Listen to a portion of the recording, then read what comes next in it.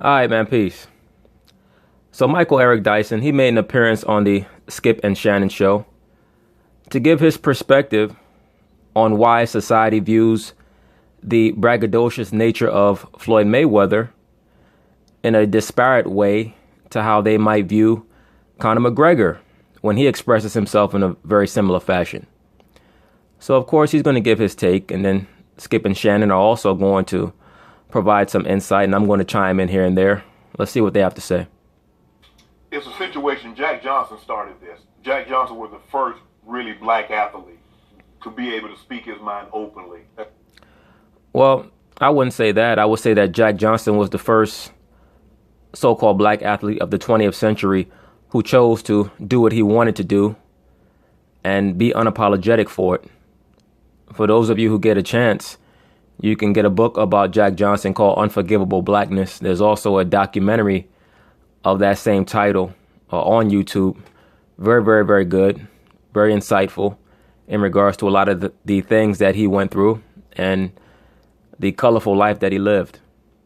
That's right. And it put white people, a lot of them. He was Ali before Ali. Yeah, that's way right. before. And, not only was it, but he could back it up. Right. And they didn't like it, so they had to come up with these trumped up charges about we don't need to get into that. Right. Well, I wouldn't call Jack Johnson Ali before Ali. They both were rebellious against society, but their platforms were extremely, really couldn't be farther apart. Jack Johnson came up, in the late 1800s. I believe he was from Galveston, Texas. And he started his career in boxing in something called a Royal Rumble. And in a Royal Rumble, what would happen was that they would have young black boys normally, but even up into their early 20s, they would get into a ring blindfolded, and then they would just start fighting. It would be like 10 or 11 of them all in a ring, and they would all just start fighting each other. And it wouldn't end until there was only one man left standing. That's where you get the term Royal Rumble from. If you guys ever get the chance to see the James Brown movie that came out a few years ago, they show you that James Brown also used to engage in Royal Rumbles as a child.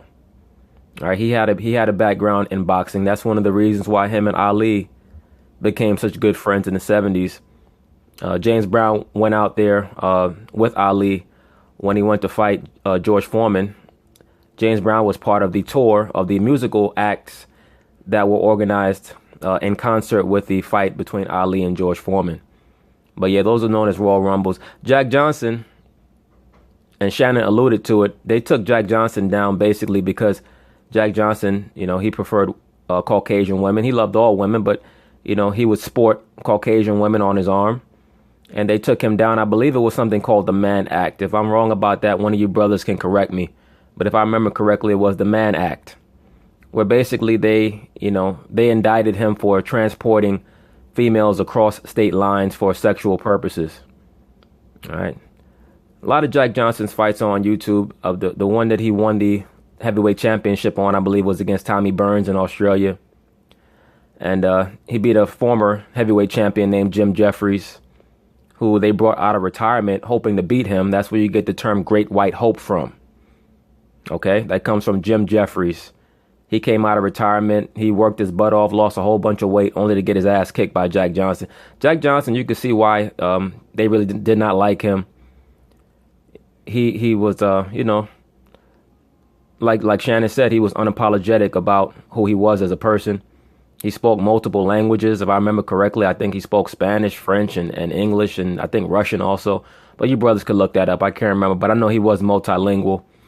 Extremely brilliant. He used to wear a big gold grill on his top row of teeth. Gold grills or grills on your mouth is nothing new. Even the Mayans used to wear grills in their mouth. All right, they used to wear jewels all on their. They used to have them engraved into their teeth. All right, I'll probably be doing a video on the Mayans eventually, but the Mayans used to put grills, and the Mayans were black, by the way, so-called black, by the way. But like I said, I'll probably do a video on that in the future. And Jack Johnson, he walk around with the women on each arm, the bowler hat, the gold grill in his mouth, and the cane. And every time he'd fight and he'd win, it would start a race riot. And when I say a race riot, I mean where 30 to 40 people on each side would die, would get killed. All right. He went out there to Australia. He won the heavyweight championship. I believe it was against Tommy Burns. They cut off the footage before the fight ended. Then he beat Jim Jeffries, and then they finally got him beat. I believe it was against Jess Willard. All right, big, tall, like 6'9" Caucasian. Who there is some speculation that Jack Johnson may have thrown the fight. I don't know. He was a little out of shape in that fight, but it is what it is. But no, Jack Johnson and Ali, they're really not congruent. Jack Johnson was a hero of Muhammad Ali's. Ali used to watch film of him all the time. He thought that Jack Johnson was a brilliant fighter, and he was. He had phenomenal defense. He boxed a lot like Floyd Mayweather. All right, a lot like Floyd Mayweather. And he used to talk a lot of shit while he was fighting, just like Floyd and Ali used to do. When he fought Jim Jeffries, he would hold him in the clinch, and he would tell him, Mr. Jeff, you call him Mr. Jeff. You say, Mr. Jeff, I'm really not feeling what you're throwing.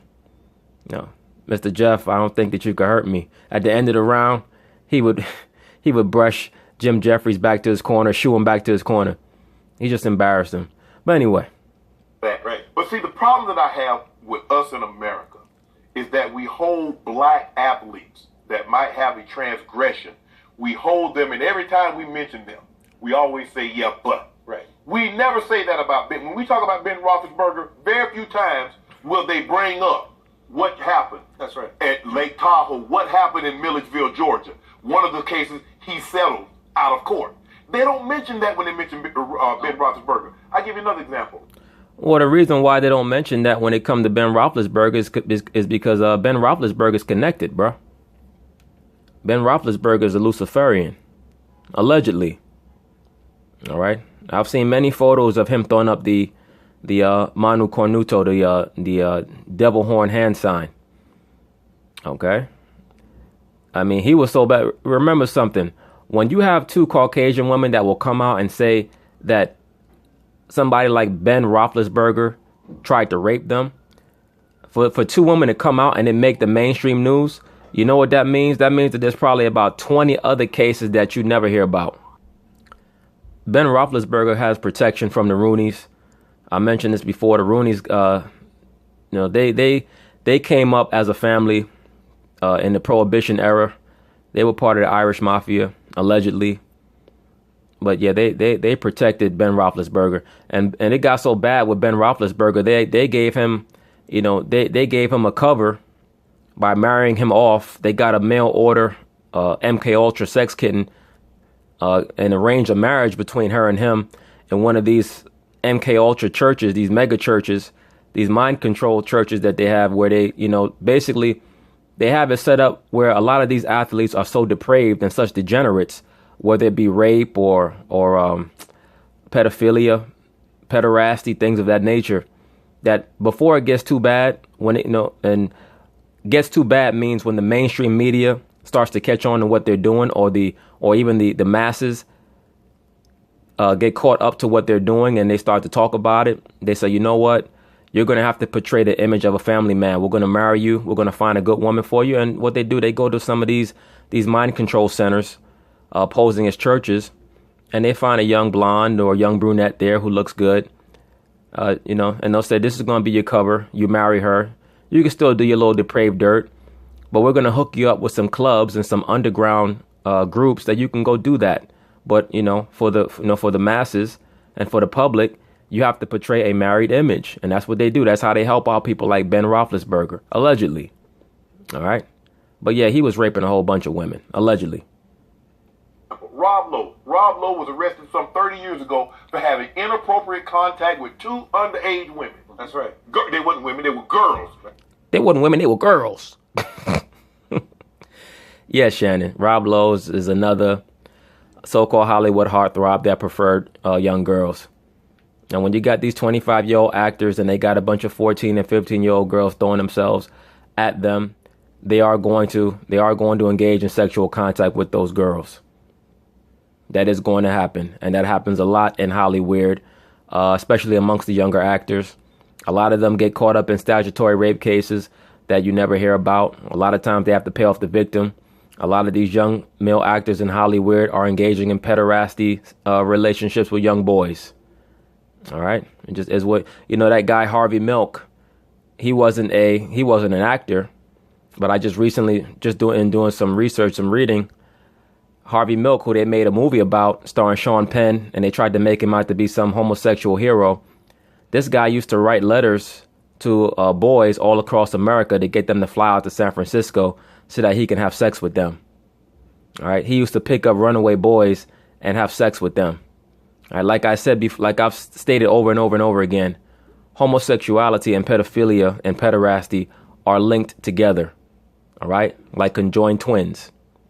So I don't want to hear any bullshit about how homosexuality has nothing to do with pedophilia. It absolutely does. And Rob Lowe, he's probably a little monarch child. He probably was molested when he was a child too, allegedly. They were teenagers. Yeah. They don't mention that. But in Black America, we have the slightest transgression. Even though Michael Vick served 27 months in Leavenworth, paid respect, does all these PSAs about dog fighting and animal abuse. Every time somebody mentions his name, they mention that first. There's no question. And that's what I don't know if they mentioned it first. I told you I've never seen an athlete rehabilitate himself the way Michael Vick did. I mean, right. I believe heart and soul. I give it to you this. How about I put it to you in this term? Yeah. Michael Vick served 27 months for killing dogs. Cops kill black men and women every day and serve no time. And then when they get money for the time that they miss from not being on the force. Look, let me say this in regards to Michael Vick. What he did was a heinous act. All right. Killing dogs, no disrespect to him, but anybody knows that if you study serial killers, one of the main things that is a tip-off about a potential serial killer is that they tend to kill a lot of animals. All right. They normally start off killing many, many animals. And that's how they get, that's how they kind of get numbed to the act of killing people. All right. And it's not to say that Michael Vick was a serial killer, but for you to kill all those dogs like that kind of shows a sociopathic streak. But obviously killing a human being is above killing an animal. But the fact that he killed all those dogs, yes, he deserved to be punished for it. But, just in looking at the whole Michael Vick situation, I personally believe that might have been a ritual. It wouldn't shock me. All right. He starts off as a falcon. He goes to, and all the colors are all black. He goes to prison. He comes out an eagle. All right. He's reborn as the eagle, which is green. Goes from falcon to eagle. Peyton Manning was a Colt. He hurts his neck and he comes back to the Broncos. Right. He has matured from a Colt to a Bronco. But, that's neither here nor there. Either way, what Michael Vick did was wrong. Force. That's right. This is an interesting dichotomy, Skip, and I've said this, and Doc, I don't know if you agree or you disagree. But what we see in America, that white Americans would jump on a white non-American if they're fighting a black. We've seen this with Serena. Oh, when Serena is playing tennis, right? If she the other side, the other person, Vinci at the U.S. Open, right? They started openly rooting and cheering for Vinci. They cheered for Sharapova. Serena is black American. A great story from Compton, California. Vinci was from Italy and Sharapova was from Russia. She might live here, but she's still Russian. It's a very interesting dichotomy. And I don't think it's that interesting at all. Especially when you have a so-called race of people like the so-called black race that is a pariah. I don't know why. Well, I shouldn't say I don't know why. I already know why liberal blacks are always trying to figure out why white people won't root for them. It's because you want a fucking hug from them. That's what the real issue is. All right. You want them to give Serena Williams a hug so that you can live out the Martin Luther King, Luciferian, globalist fantasy of everybody loving each other. And that's just not going to happen. Beyond that, I get tired of hearing this Serena Williams victimization. Serena Williams is not a victim. All right. Serena Williams is lauded and praised throughout the sports world. That's why I call her the mother goddess. That's how they speak about her in such laudatory tones. All right. She has many commercials. And I think this fight is going to play along racial lines. It is a contradiction. I mean, at the end of the day, she's representing the flag. She's representing the United States of America. And those who claim that black people don't have an allegiance to this country, any kind of critique that we might offer, oh my God, if you don't like it, leave it. Go somewhere else.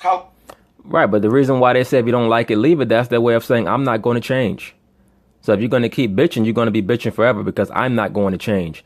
And the reason why a lot of Caucasians have that mentality is, you know why? Because most of them really did not have anything to do with the plight of the so-called black man and woman. Most of them came here as white trash. They didn't own slaves. So a lot of the anger that the so-called black community has is misplaced. All right? It's misplaced. Now has the average Caucasian come here and through a process of time inherited the I'm better than you mentality due to what has been propagated by the media and by the education system? Absolutely. But that's even more reason why so-called blacks should seek self-validation and not validation from people who clearly could care less about whether or not your plight is alleviated at all, other than if they're socialist and they're using you as a pawn. Colin Kaepernick, you bend your knee, then go to some other country where you can't, right? So now here's a woman representing this country, and the people are voting for, with their claps and their applause, for the other person, not seeing her as an extension of them, because there's the word you use, dichotomy. There is a paradoxical distinction between us and them, and yet the greatest athlete of our generation, Serena, because there's not only racism and sexism. If Serena were a man, she would be recognized as the premier athlete of this time. Serena Williams is not the premier athlete of this time. The premier athlete of this time is Floyd Mayweather. All right? And Floyd Mayweather is a man. And the reason why he's not viewed as the premier athlete of this time is because he is a so-called black man who is self-defined and is not a corporate whore. That's the reason why he's not viewed as that. And it's obvious. He's made the most money. He's had the most success. He's beaten the most world champions. He is the greatest athlete since Jordan's retirement. And that includes Tiger Woods, because Tiger Woods has had a meltdown. If Tiger Woods had stayed on the course that he was at up through 2008, then I will probably have to put him slightly above Floyd. But Floyd Mayweather is the greatest athlete of the last, 15 plus years. No doubt about it. As far as success in his field of endeavor and out of his field of endeavor. The amount of money that he's generated, the way he's changed the paradigm in his sport, unmatched, non-pareil. And Serena Williams, once again, she's everywhere. She's on all type of commercials. I'm tired of hearing this bullshit about how Serena Williams keeps getting minimized. It's bullshit. She is treated differently. Or look at her sister Venus. What cop do you know comes out and says, this person is already at fault? They say, we will not comment upon an ongoing investigation. Venus at Wimbledon has to answer questions about her ostensible commission of a crime when indeed the police have come out and said it, and TMZ had to show the proof that it was indeed not her fault for them then to capitulate. It is a double standard, and I think with Floyd Mayweather it is. No, sir. What TMZ showed in the footage is that there was an accident waiting to happen, and it finally occurred because you had 3 people who couldn't drive. It most likely involved 3 women. All right, because Venus Williams damn sure can't drive, and the woman who hit her, who T-boned her, damn sure couldn't drive, and the person who cut off Venus Williams before she left the driveway was most likely a damn woman. She made an illegal left turn in front of Venus Williams, and it was probably just 3 people who couldn't drive. It was an accident waiting to happen. First off, if you know anything about driving, you're not supposed to cross through the intersection unless you have room on the other side. So for Venus Williams to say, oh, well, I was going and going through the intersection, but I couldn't go all the way through because there wasn't room. That means that you were at fault. All right. You were at fault. So at the end of the day, yeah, she got T-boned because the other woman couldn't drive worth a damn. But what do you expect? Like I said before, if I see a woman or Asian driving, I'm getting the hell out the way. All right. Because I already know that's literally an accident waiting to happen. Conor McGregor is a rather robustly colorful athlete, but he's seen in positive terms. Oh my God, look at him. He's engaging. He is engaging in pugilistic fisticuffs, but also rhetorical fisticuffs. But when Floyd Mayweather does it, he's brash, he's arrogant, he's insensitive. Michael Rappaport, the white actor, says, look at the contradistinction between the two. So we know that. Michael Rappaport, he's just another so-called liberal Caucasian. For those of you who don't know, Michael Rappaport, he came to the forefront in the acting world back in the 90s, playing a series of wiggle white boy roles. I mean, I remember him as Remy in Higher Learning. Like Michael Rappaport, he's just a dude stuck in the late 80s, 90s hip-hop who thinks he could out-black a so-called black man. He just gets on social media talking shit all damn day, trying to talk like he's a mobster. Michael Rappaport ain't shit. All right. We know the double standard prevails, and I think that also the kind of racially charged argument that Conor McGregor says, "Dance for me, boy." Isn't it something? The people who know us best like us least. There's a tremendous relationship of affection between Irish and black people. The melancholy, the blues that streams through our consciousness, that feeds our poetry, from Yeats to B.B. King. And yet that intimacy has created a kind of revulsion for us. So you think... Well, of course there's going to be a revulsion. The Irish are looked at as the niggers of Europe. That's literally what they're called. They're called the niggers of Europe. All right. They're viewed in very, very low esteem. One of the reasons for that is that, you know, like I've stated in the past, so-called blacks, many people who are here in America, who are so-called black, who have certain last names, you're the descendants of the people who used to rule over there in Ireland. All right. Many Irish today are the descendants of a mixture of the black overlords of the land who ruled over the Caucasians in Ireland. You know, when the so-called black man would take, you know, one of the lower level Caucasian Irish females and inseminate them and so on and so forth. A lot of them are descendants of that. All right. The so-called quote unquote Moors, which is a term I don't like to use because the term Moor kind of implies Islam. But the so-called blacks who ruled in Europe, especially in Ireland, that's what they would do. They would take the so-called white woman and they would have children with her. All right. They use her as concubines or use them as concubines. Now, the so-called blacks from Ireland and Scotland and many of the other British Isles were finally kicked out in the mid-1600s by Oliver Cromwell. All right. 1600s into the 1700s. Many so-called blacks were kicked out of the British Isles by Oliver Cromwell. I'll probably be doing a video on that eventually later on, but there's many names that show you that so-called blacks were a heavy presence in Ireland. I mean, names like Doyle, Dunn, Maguire, Duffy, Donnelly, O'Dwyer. Let me look up those names. Those names all mean black man, all right, or so-called brown-skinned man or brown man. Don't take my word for it. You have names like Murray, right, which is a combination of the term Moor, which basically means it means a lord or a master. All right, remember the baseball player back in the day? For those of you who go back, Eddie Murray. All right. Brown. The name means son of the judge. Why is that? Because if you were the brown man, you were the judge at that time. You were the authority. You were the master.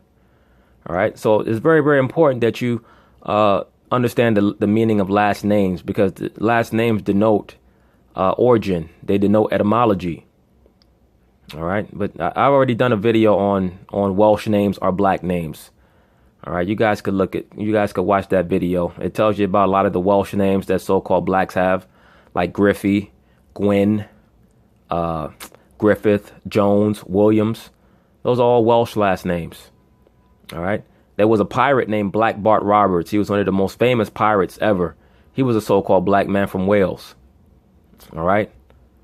Blackbeard, Edward Teach. That was a so-called black man. All right.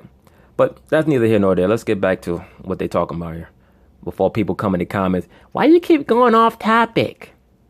Man, shut up and just listen to the damn. just watch the damn video.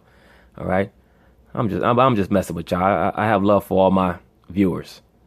You think you have allegedly have the privilege to say to Floyd Mayweather, "Dance for me, boy"? Buck dancing, a Negro performing for public consumption, the art of your own entertainment, because it feeds and fuels the collective white imagination. Stop, Mr. McGregor. Hope you go down in the 4th round. You claim that Mr. Floyd will fall in. You know, these niggas, they're so pretentious and so damn sensitive. Who gives a shit if Conor said dance for me, boy? On August 26th, we fighting. All right? On August 26th, we fighting. There's nothing that you could say or do about it. You can say whatever the hell you want to say. Dance for me, boy, Jigaboo, Monkeys and Rocky 3, all that silly shit. Look, August 26th, we fighting. Period. But that's just me. I just hope we're not falling into the promotional trap of here we have the racist foreigner against the black American, and they're the promoters saying, buy it, buy it, buy Yeah. We're setting up these stereotypes. I don't know. They may be true. Bigotry does sell. Yep. And you have to understand something too. Certain colloquialisms overseas mean something different than they do in America. All right? Am I saying that Conor McGregor is a racist, isn't a racist, might be look, I really don't give a shit. I really don't. I mean, to me, Conor McGregor comes off as a guy who has a ruling class mentality. He's an alpha male. And when you have two alpha males that come together like him and Floyd, there's going to be a personality clash, and there can be only one. All right? I don't get caught up in all that. You know why? Because I'm not looking for the so-called white man to give me a hug. I don't give a fuck what they think. Period. All right? Life is just about understanding the money system and understanding your culture. That's all it's about. It's not about getting acceptance from everybody. To hell with them. Yeah. So let me take it in part back to the ring here. Mm-hmm. As a white guy growing up in Oklahoma City, Oklahoma. Oh man, please, you ain't white. You the same color as you. Are you, Skip Bayless? Is your skin color closer to your hair or to your teeth? I believe your skin color is closer to your damn hair. All right, you're pink going into red. That's what you. That's what you are. With them big ass ears. I had two posters on my wall, but the most prominent one was of Muhammad Ali. And I told you from the start, he's my all-time favorite athlete. I also had Joe Namath because he was shattering the mold. And I loved how the hair was flipping out from underneath. It was going white cleats. Right. No, I'm doing it my way. Yeah, so in other words, you was a little 13, 14-year-old boy in Oklahoma who was looking for anti-establishment heroes. All right? That's all. You know, people got to understand something. The same Caucasians who are at Woodstock smoking weed and talking about free love and all that, they're the same ones who are passing laws to oppress people today. Okay? People go through phases in life. You know, when people are the age of 14 to 22 and 23, that's the idealistic phase. Then they get over 30 and they go into the realistic phase, where they actually have to master administration and rulership. And they get a greater understanding of why their parents were the way that they were. Right? No, that's how so-called liberal whites, that's how they confuse a lot of you so-called black people. They tell you about how much they loved so-and-so when they were young. Ali was a very charismatic figure. But, you know, let's let him talk. We'll get into that a little later. It's like the Mick Jagger of the NFL. Right. But I loved Ali because I knew even as a kid, he was saying things you just can't say. Right. But he was also backing it up in the ring. And my biggest issue with Floyd from the start was, I just don't like his fighting style because it's all defense. And Conor said yesterday, he's a runner. Well, I've said that to you 1,000 times. He just runs. And after a while, he becomes the most boring fighter ever. No, the reason why Conor says that is because he knows that that's what the masses say about Floyd, the novices. Conor McGregor has enough experience in combat to know that what Floyd does is brilliant. All right? He understands that. Mixed martial artists and boxers the world over study Floyd's films. They study what he does in the ring. They study his footwork, his movement, his defense, how he transitions from offense to defense and defense to offense. All right? That's how you get in the ring with 25 world champions and beat them all. He has an unbeatable, uncrackable style thus far. All right, and Conor understands that, but he also understands what the public wants to hear. They want to hear you can't read. They want to hear you beat women. They want to hear you're boring. You're a runner. You're broke. You know, all that silly shit. Conor knows that stuff is not true. He knows it's not relevant. But when you're talking shit, you're really just trying to get a reaction from the crowd. All right. Beyond that, Ali wasn't some great knockout artist. He was a guy who moved around the ring. But he did fight a lot of exciting fights. Why is that? Because he had flaws in certain aspects of his fight game. Ali didn't go to the body. Ali could not defend a left hook. He couldn't defend an overhand right. He didn't fight well on the inside. His version of fighting off the ropes was to put his hands up and let somebody hit him in the stomach. All right? Things that Floyd Mayweather does as a last-ditch effort, Ali started to utilize as a plan A. The rope-a-dope is not supposed to be your plan A. To use your body as a heavy bag. Right? This is silly shit that people like Skip Bayless and Max Kellerman try to use to prove that Ali was better than Floyd Mayweather. Like I've stated about Max Kellerman in the past, a lot of times the Caucasian, people like Skip Bayless as well, they view the so-called black athlete as such a Superman. they kind of start to dehumanize him by giving him attributes to try to imply that he doesn't feel pain, that he should just walk through punishment, that, he should be able to transcend any odds, or he's not worthy of credit. This is why Skip Bayless treats LeBron James how he does. That's why he treats Floyd Mayweather how he does. All right, as part of their subconscious view of the black male Superman. All right. Oh, well, Floyd's not as good as Ali because he didn't stand there and trade punches. No, he's 10 times smarter. That's what he is. That's why Ali became a vegetable. And the reason why Ali kept making all those public appearances later on in life was because he owed his benefactors. He sold the rights to his name for $50 million. So these corporations would send him checks, but in return, he had to make public appearances whenever they wanted him to. All right. He's 49-0, and I don't take that away because I always say he's the best defensive fighter ever. But Muhammad Ali would stand toe-to-toe with Joe Frazier for a trilogy of fights. And the one in Manila, right? They nearly killed each other. And he learned a lesson from it. Toe-to-toe, man. You see what Skip said? They nearly killed each other because it was toe-to-toe. So in other words, supposedly Ali was your hero, but you wanted to see him in a near-death experience.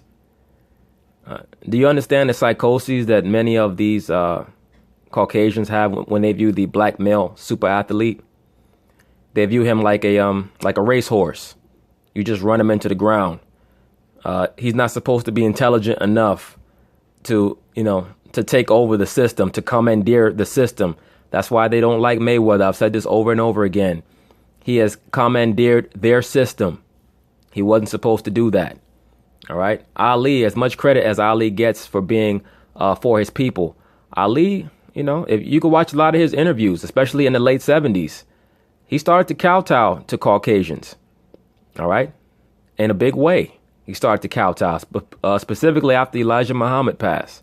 And let me say this. One of the main reasons why Ali has so many slugfests was because a lot of them fights in the 70s, he didn't train that hard. And for those of you who don't know, before the first fight with Joe Frazier in the Garden, about 3 hours before the fight, he was in his locker room having sex with a prostitute. All right. That's as per his wife, Belinda Ali. She said he didn't train as hard as he was supposed to for that fight. He was running around sleeping with a bunch of women during his training camp, and he was having sex in his locker room with a prostitute about 3 hours before the fight. All right. That's according to her, Belinda Ali. It is what it is. Do I believe it? Absolutely. All right. Don't you think? Look, I know. His generation to learn. I don't want Floyd Mayweather to end up, God bless his memory, as a Muhammad Ali. We loved Ali when he couldn't speak anymore. Yeah. We loved Ali when he was incapable of articulating his resistance to American conceptions of democracy and patriotism. So now the man who was verbal, we hated him. The man who stood up and said, the Viet Cong never called me the N-word, we hated him. We lambasted him. He is an un-American, but when he went silently into that night, we embraced him. Dead heroes make better icons than living threats. And I think, look, it's a metaphor for me. Black men are often forced into defensive positions. We can't, number 44 had to become a kind of Floyd Mayweather figure, defending himself against the assault. Because any black man who articulates himself too aggressively is seen as a threat. And look, on the streets, Floyd Mayweather's metaphoric defense: what you give to me, I will take it and use it against you. You come at me, I will defend myself. I think that's the position of most black men in America. Quick thought from both of you. Michael Eric Dyson knows how to talk a good enough gang of shit to make Skip Bayless relent on whatever his stance is. And to be quite honest with you, I agree with his last little spiel there. Most so-called black men in America do conduct themselves defensively in regards to how they communicate, particularly when they're communicating with another race.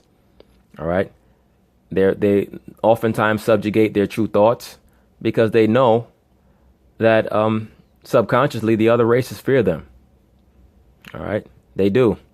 That's why anybody who commits a crime and they want to put it off on somebody else, what do they say? I was robbed by a big black man.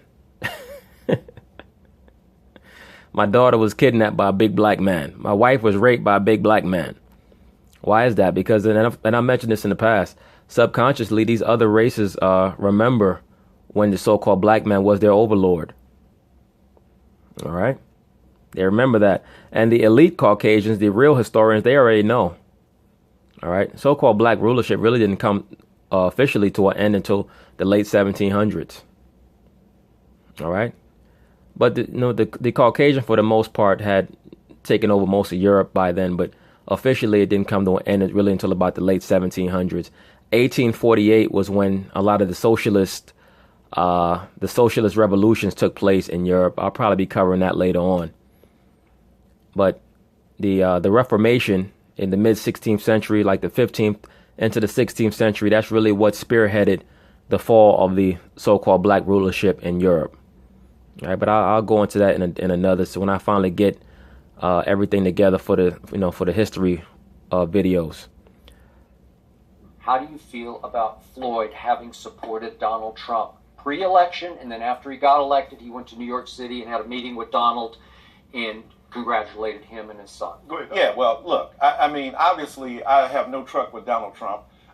Floyd Mayweather as a celebrity and Donald Trump as a celebrity, I understand that. And the irony is, of course, Donald Trump had forged connections with African-American communities that were quite intimate. He brags about the fact that he's been quoted more on rap albums or cited on rap albums more than anybody else. That's not something usually white guys are proud of. So Donald Trump had that kind of in that community, and that I get. But in terms of not being politically savvy enough to understand that you're donating, you're giving your authority to him, you are reinforcing the kind of values that Donald Trump represents, I think is problematic. But what's interesting, Floyd Mayweather, to Shannon Sharp's point, often is talked about for his transgressions ostensibly with women and so on. Here's a guy in the White House, sexual predator, accused by many women, rich guy who uses his celebrity to fend off against the charges of others. He's the president of the United States of America. Don't tell me about an athlete. Tell me about the ultimate representative of American democracy at the head of our government.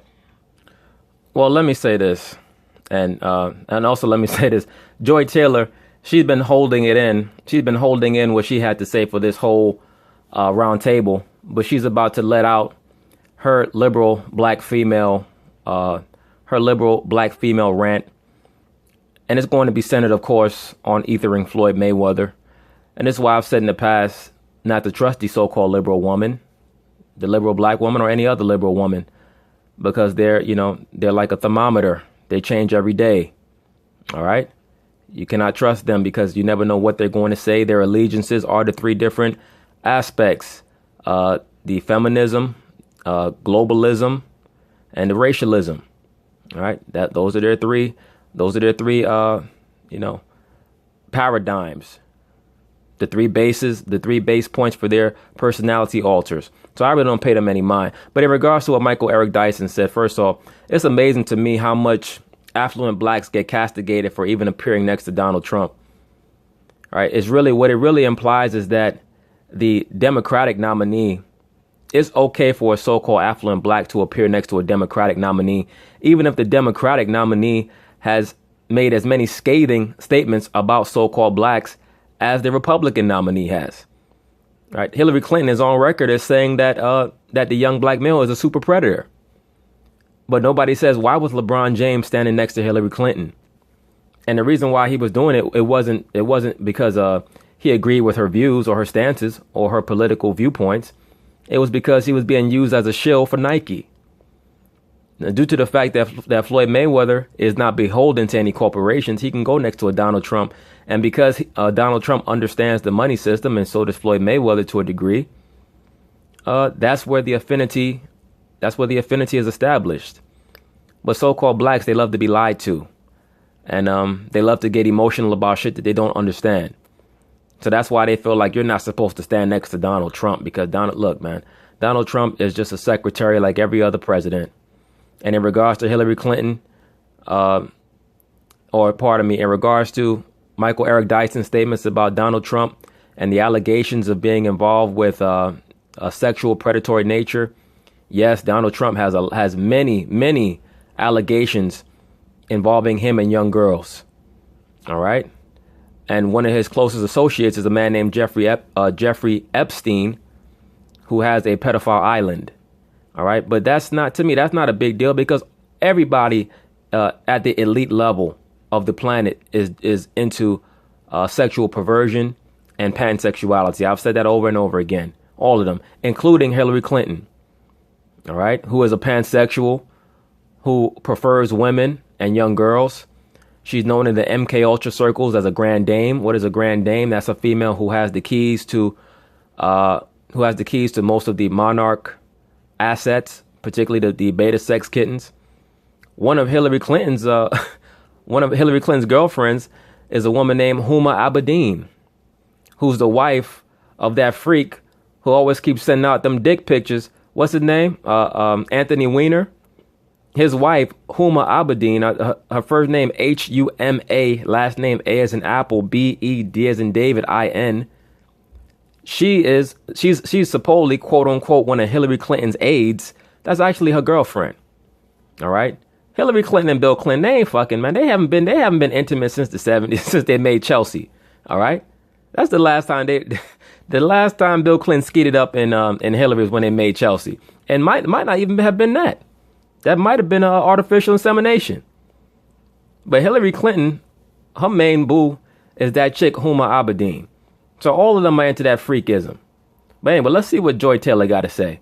Because she's going to try to, of course, make it about her. Well, yeah, we obviously know the hypocrisy there. I have to say that it makes me incredibly uncomfortable that we talk about Floyd's transgressions as if it's a one-time thing. Right. I mean, he was accused. He went to jail for it. He was accused 7 times.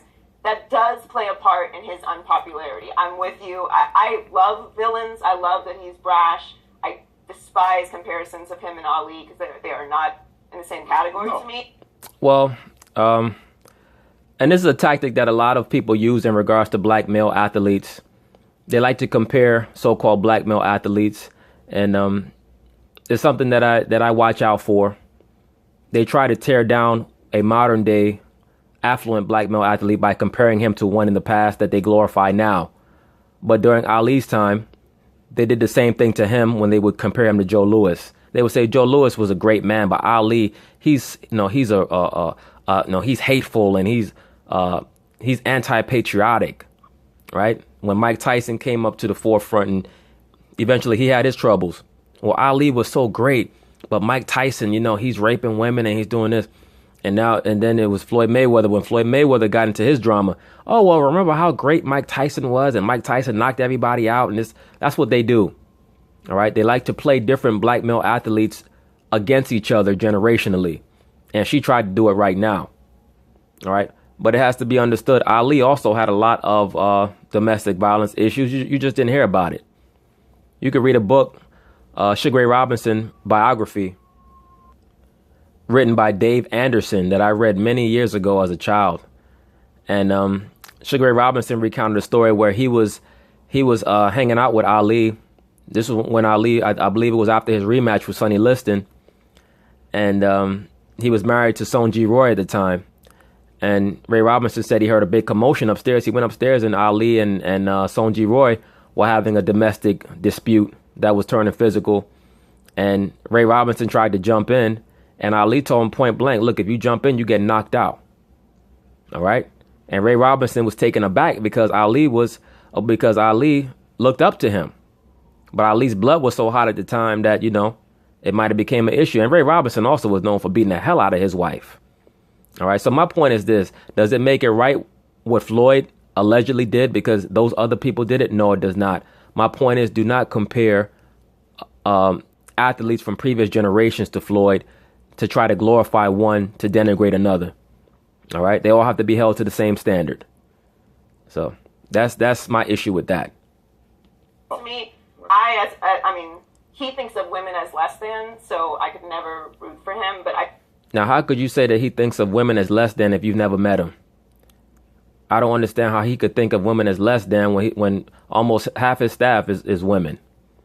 All right. So when she says that he thinks of women as less than, what she means is that she's offended that he has multiple women and doesn't try to hide it. He doesn't try to act. He doesn't say, oh, I think I should just have, he doesn't do a Tiger Woods and try to front like he's this monogamous family man and he has 1,000,001 concubines behind closed doors. Right. Floyd is open with the fact that he deals with multiple women and those women know about it and they just live with it.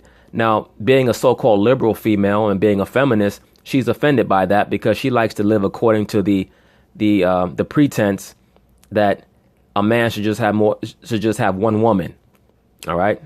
Meanwhile, she probably has all type of dudes' names in her phone. Joy Taylor, I'm talking about. All right, but that's the pretense that these liberal women like to promote. Floyd Mayweather is an alpha male. He does what he wants to do, and that's what really offends these women.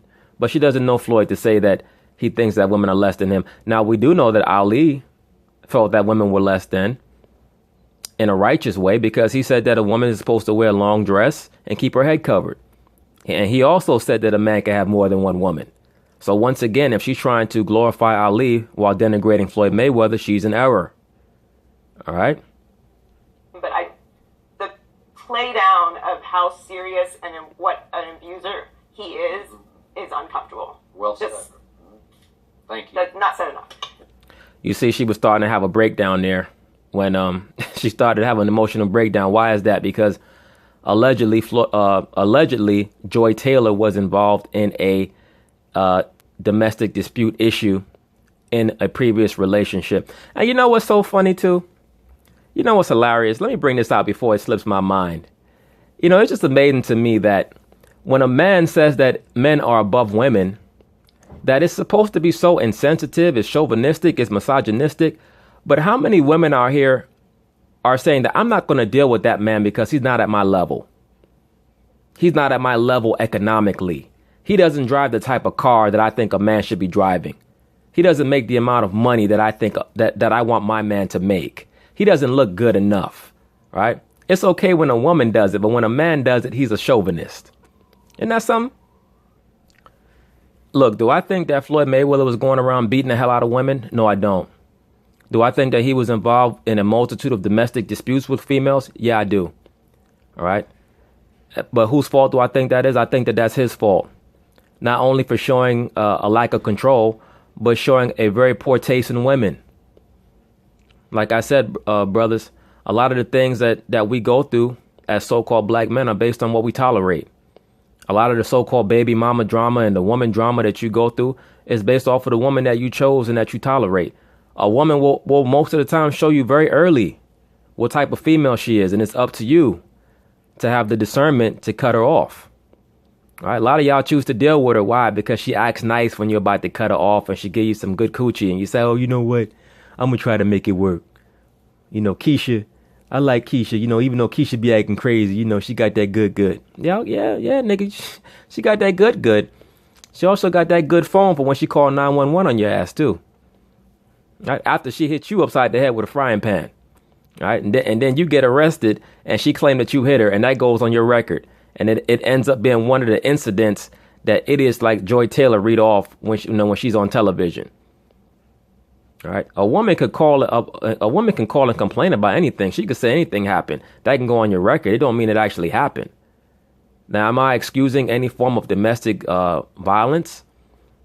Brothers need to control themselves, and that starts with discernment. Now, am I one of these people who say there's never a reason to hit a woman? No, I'm not. There's a reason to defend yourself against anybody. All right? Domestic dispute and violence and physical violence goes both ways. You get back what you dish out.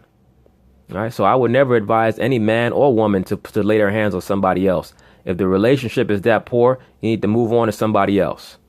All right. But don't put your hands on somebody and expect to not get hit back. Same thing with a man. If you slap a woman for no reason and she busts you upside the head with a frying pan, you can't get mad. It is what it is. She was defending herself. All right. The woman's making you that upset. Move on to somebody else. Do a better job of choosing who your partner is or who your partners are. All right. Period. But anyway, peace.